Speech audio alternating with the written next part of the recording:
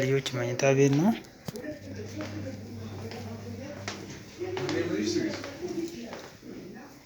ሻወር ገንዳ ቤት ነው። ሻወር ቤት ነው።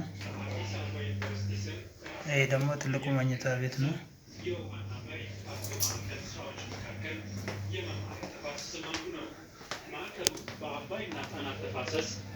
ይሄ ሳሎን ቤት ነው።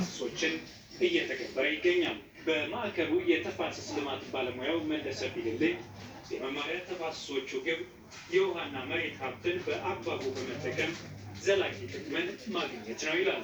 አርሶ አደሩም ይህንን ልምድ እያዳበረ መምጣቱን መለሰ ቢልልኝ ይገልጻል። ለእኛ ፕሮጀክት ዓላማ ሁሉም አርሶ አደሮቻችን ይሄ ክችን ቤት ነው። ክችን ነው ይሄ።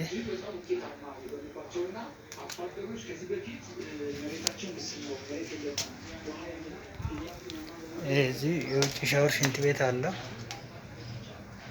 እቃ ማስቀመጫም ነው። ከኋላ ሰርቪስ ምጣድ ቤት ነው። አንዳንድ ነገሮች ኤሌክትሪክ ከሌለ እዚህ ጋር ጭስ ምጣድ ቤት። ይሄ አንድ መኝታ ክፍል አለ እዚህ ጋር። እዚህ ደግሞ ኤግዚት አለ በዚህ ጋር 200 ካሬ ነው።